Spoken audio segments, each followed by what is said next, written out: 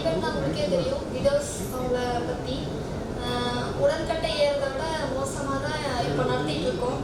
என்னன்னு கேட்டிங்கன்னா, அந்த அவங்க அதை செய்யக்கூடாது, இதை பண்ணக்கூடாது அப்படின்னு நிறையா இது சொல்லி, ஸோ அதனால வந்து அவங்க எவ்வளோ சஃபர் ஆகுறாங்க. இதை வந்து அதை தான் வந்து நான் ஒரு கவிதையை எழுதியிருக்கேன்.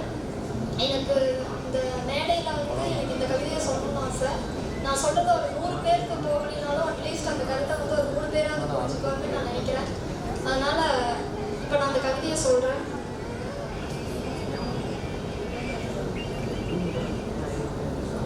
கைப்பெண் என்ற வார்த்தைக்குள் கைதியானவள்.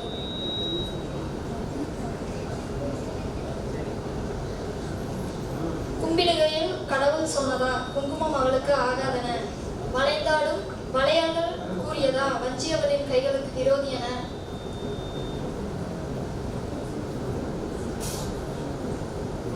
சிதறி தலையில் விழுந்த மலருக்கு புரியுமா சிகை அலங்காரத்தில் நம் கூடாதன, மஞ்சள் பூசிய மாலைகளிலும் அறியுமா மதிமுகம் கொண்டவளுக்கு இதுவும் சேராதன. திருமணம் அதில் மெட்டி தாலியிட்டு இவைகளை திடீரென கணவன் இருந்தால் பறிப்பதா நியதி, இயற்கையே புறக்கணிப்பதை இம்மானுடர்களால் தொடர்வதுதான் இன்று வரை எழுதப்படாத விதி.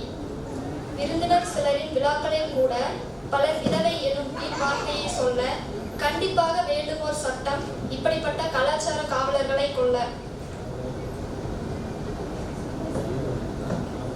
வரவேற்று வாழ்த்து கூறியவர்களை சேர்த்து வலை உடைத்து மனம் புதைப்பதில் என்ன லாபம், அத்துணை கனவுகளையும் தொலைத்தவளின் அடையாளத்தையே அளிப்பது எவ்வளவு பாவம். மாறாக மனைவி இருந்தால் கணவனுக்குள்ள சடங்கு மறுபடியும் நிரூபணமாகிறது. இப்பெண்ணுக்கு பெண்ணேதான் எதிரி. இழந்தவனை நினைத்து உருகும் வழி போதும், விட்டுவிடுங்கள் இயல்பாக அவளையும். இந்த